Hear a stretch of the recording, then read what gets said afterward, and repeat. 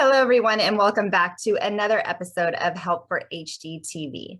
Katrina Hamill and I have been seeing a lot going on social media and different communication platforms about public impact in HD. So we thought we would jump on and tell some personal stories that we have had to deal with living in a family that is impacted by HD, and also some support services that we have at Help for HD International to support you through this journey.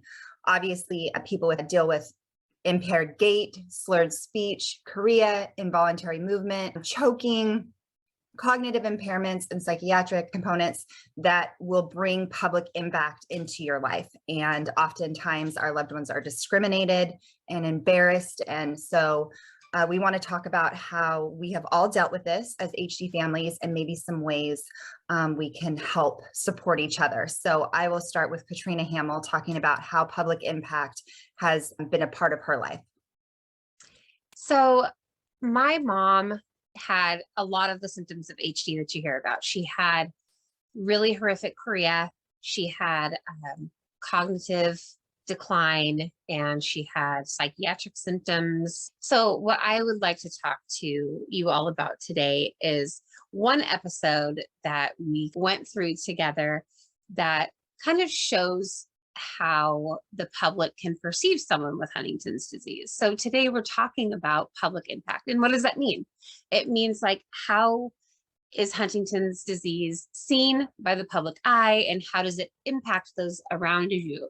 So my mom and I and my son were driving to the store, and at this point she was later stages HD, and she would talk to dogs. She would tell me that a man was going to come pick her up and they were going to run away together because they were in love, and they talk all the time on the phone. And she had a lot of things going on that I was not able to hear, or I was even able to understand. So this day in particular, we were going to the store, her, me, and my son, and she wanted to go cash her check like she would once a month. And we go to get out of the car, she gets the items that she wants, and then we leave the store. And when we're leaving the store, it all started with, I want to smoke a cigarette in the car. And as a lot of us know, people with HD and even the caregivers, so there's a lot of smoking going around, and it just happens to be a common situation. So my mom was wanting to smoke in the car, and I'm like, yeah, we don't do that. And so it started from there and just escalated. So she jumps out of the car, and mind you, again, she has really bad chorea, and she cannot even stand on her 2 feet. But what really was our struggle, and what I would like to talk to you about, was her screaming, her yelling, her saying that I'm going to kill her, that I am going to hold her captive, that I was really up to no good. So she jumps out of the car in the middle of the street, and I have to go park my car somewhere safely because I have my son. And I do, and I park right in front of the store where we just cashed your check. And she hobbles over there. So she's hobbling through the street, and everyone's stopping. Everyone's looking at me like I'm abusing her. And people are stopping and asking if she's okay. And she's just screaming, call 911, call 911, call the cops. And of course, it's coming out a lot more slurred than this. And so people are wondering if she's drunk. People are wondering if she is just struggling. And she was. So they were trying to help, but they were also terrified and wondering, who's at fault? And is it my fault? Is it her fault? What's going on? And trying to assess the situation very quickly. And when the public is trying to assess the situation very quickly, they often will side with the person who seems to be a victim. So my mom was just in this state of mind where she couldn't clearly see what was going on when she was battling what was going on in her mind. So she was just thinking I was going to kill her, and that I was going to hold her captive, and a lot of different really scary things for her. And so anyhow, she makes it into the liquor store and is screaming at the clerk there to call the cops and to arrest me. We do that for her safety and ours and the public and everybody involved. So the police do show up, and again, she's screaming at them and she's fighting them, and she's saying things like, don't you see that man there? He's telling me that I need to come with him, and that I am abusing her. Of course, wasn't purposely lying about, but just things that were in her reality. They were in her mind. They were happening to her, regardless of the truth, so to speak. She just had a lot going on in her mind. And so everyone around us was just pointing fingers and really misunderstood the situation. So for that reason alone, and there were many other events like this, just because my mom was not medicated. And the reason why she was not medicated was we did not get early intervention with her. We did not get the chance to help her manage her symptoms with medications. So anyhow, it started with some local education and talking to people that were willing to listen, that didn't just drive by, and just explaining that she did have Huntington's disease and what that meant in a very quick synopsis of kind of what happens with HD. So that's my story, and it's much bigger than that. But the reality is, with her psychiatric symptoms and having a breakdown in public, you just never know when that's going to happen. Sometimes if they are not using medications, or you don't know when that's going to happen, and something might just go wrong. So being prepared and knowing how to handle a situation like that is something I always recommend to people who, even if they are on medications, even if they are getting the help that they need, sometimes things happen. Sometimes there is a break in their psyche, and just being able to prepare the public and work your way through those situations is extremely important. And so I'm going to talk about a situation that is more about the physical, the movements, and a situation that I had with my children and Mike. So my husband, one of his favorite things to do was to watch his kids in anything they just shined in and that they loved. So he loved to watch them at their dance classes and everything. He was such a proud dad. And our little one, Madison, well, she was little at the time, she's 19 now. She loved soccer, and she was so good at soccer. She would play on all boys teams, and she was the only girl. So she went through the whole thing of being just wrecked onto competitive soccer. And Mike just loved watching her. And I'm going to talk about an instance when we were at a soccer game. And the one thing about Madison is they put her on the field, and it would be, she usually play the first half because she would score so many goals that they would pull her out the field to watch. So at this game, Madison went in and scored about 5 goals within the first couple minutes of the game. And she was playing against another girls team, an all-girls team. And so they did pull her off of and benched her. I could tell the other parents were very frustrated on the other side of the team. And anyone who knows, obviously we as HD families know that there is a bigger world out there than kids sporting events. But a lot of parents don't get that. And that is their world, is their kids sporting events. So they were getting frustrated that their children were losing and that things were happening. And so we could see the frustration, them yelling at coaches and yelling. And it was building. Well, they put Madison back in, and she scored 1 more goal. And I looked over and I saw parents on the other side. These are parents, grown adults, mimicking my husband's movements.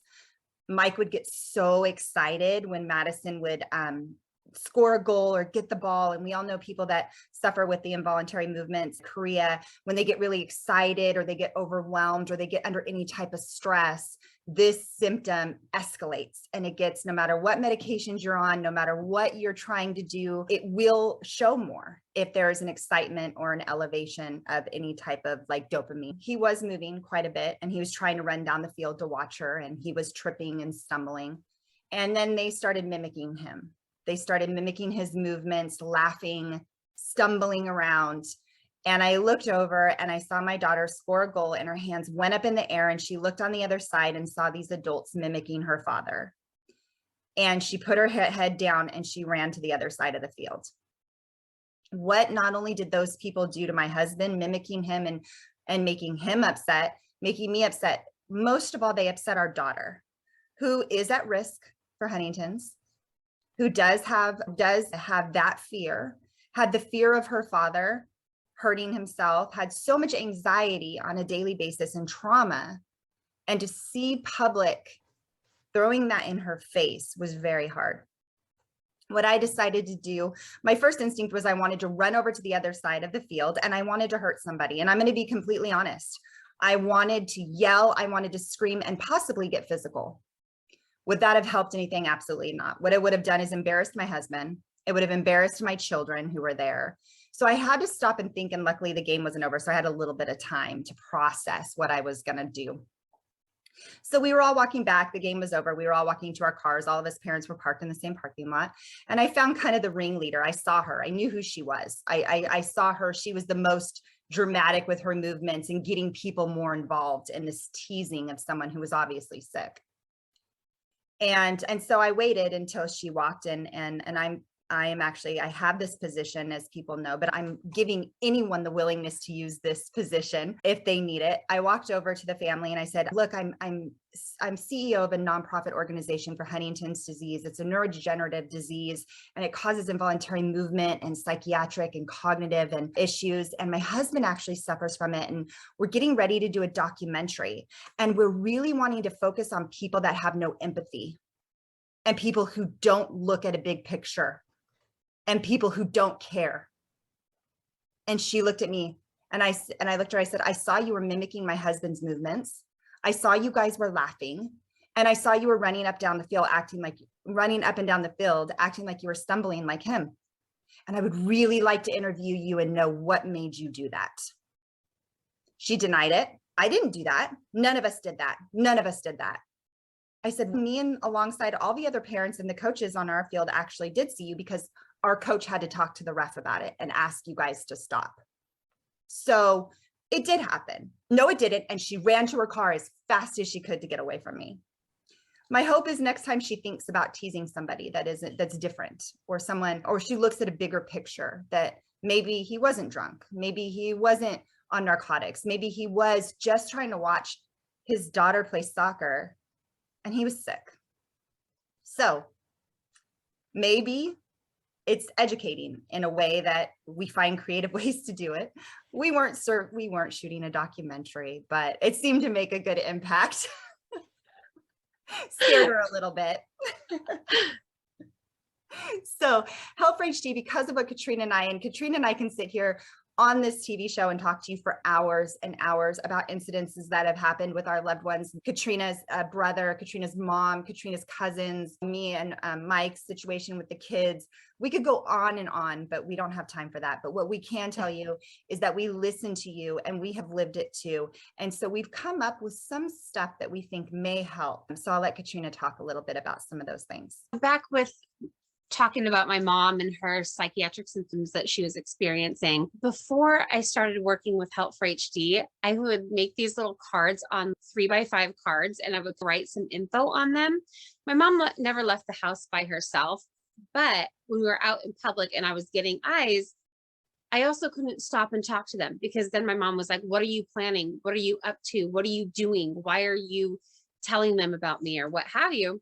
And so I would quietly put down a card, and it would just have some info about Huntington's disease on it, and that she has this disease, and this is why she's exhibiting these symptoms. And that worked out for me, but it didn't look like it was backed by anybody. I could have written it down and it could have been completely false. So now working with Help for HD and using, like Katie said, our experiences, and also the public experiences that we've heard. And like when people say, oh, this is going on in our family, how can we do something about it? We listen, like Katie said. And so they have caregiver information on it. They just talk about HD. It's small enough to fit in a wallet or a pocket. And that has been used all over the United States. And we get a lot of comments about those cards, because they are something that is easily usable and easily obtainable, because it's free from us. We just send them out. And alongside those, we have decals that can go on your car, and it just says, hey, there's someone in the car that has Huntington's disease, and they might need a little extra help. They may not respond as quickly as you'd like, and goes over a few things to look out for.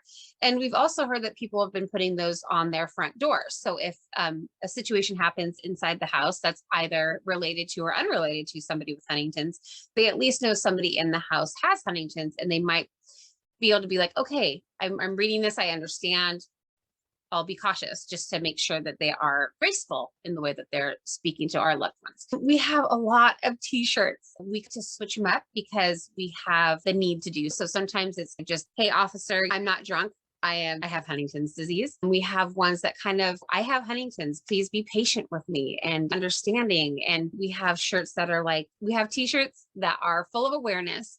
And when people are walking around, like when my brother Bub, hi Bub, when he wears his shirts out in public, he's gotten comments on them. And it's also a way for people when they're seeing him with slurred speech, when they're seeing him with his chorea, when they're seeing him with his delayed responses. Like, it's also just another way to be like, okay, I'm getting it. A little bit of empathy. It's also a conversation starter for education, awareness, support, things like that. We also have hats, we have beanies, we have cups, we have a lot of different swags. We also have Help for HD bracelets that will say, I have Huntington's disease. And a lot of people tend to look at those disease bracelets where they're like, oh, what is that? And then they look and they read it. And so that's really been helpful as well. We have a lot of different tools on our website, helpforhd.org. But really, we want to thank Teva Pharmaceuticals for the ID cards and the sticker decals that can go on cars, because that is a program that has been utilized all over the United States. And without that help, we wouldn't be able to provide it to all of you for free. And in order to obtain some of those for free, just please reach out to Vicki Owen on Facebook, or Vicki, VICKI, at helpforhd.org, and she will be happy to send out a package to you. If you're interested in some of those examples of our t-shirts or our different, items that we've given out during our education days and our different events, please look on our social media platforms, Facebook, Instagram, even TikTok, and just look up Help for HD swag. And you will see all of the different items we've been referencing. And as we start using this hashtag, more and more people are starting to contribute their pictures so we can actually show the public what we're doing for public impact, awareness, and education.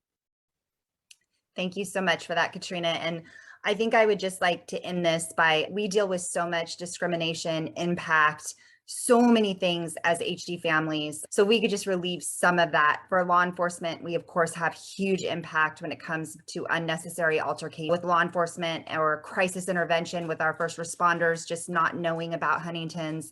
So always come to Help for HD. We do have law enforcement education. We do have EMT and fire, first responder education and tools. So please use us. This is all free, great to amazing sponsors that stand by us and help us, like Teva Pharmaceuticals, that make these programs free for our community and let us offer them all the time, all year round, all year long. Finally, I think with public impact, the first thing is to stay calm.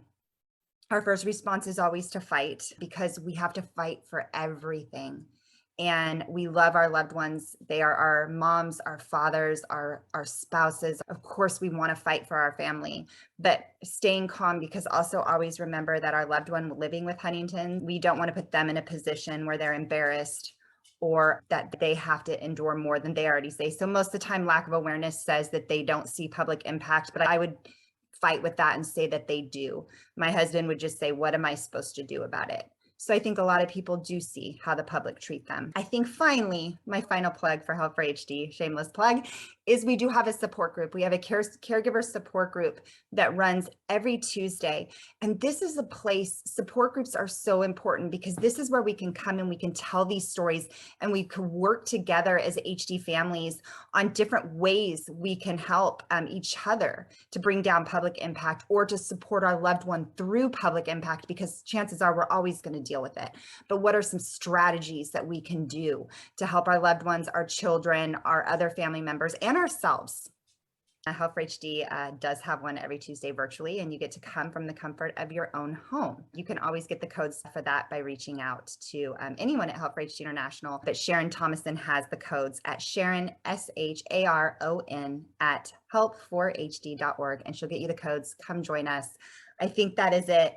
I think that will do it for the day. Everyone, take care of yourselves and take care of each other. Until then, everybody, remember to like this video, subscribe to the channel below, and ring the bell for notifications when more videos like this come out. Until next time.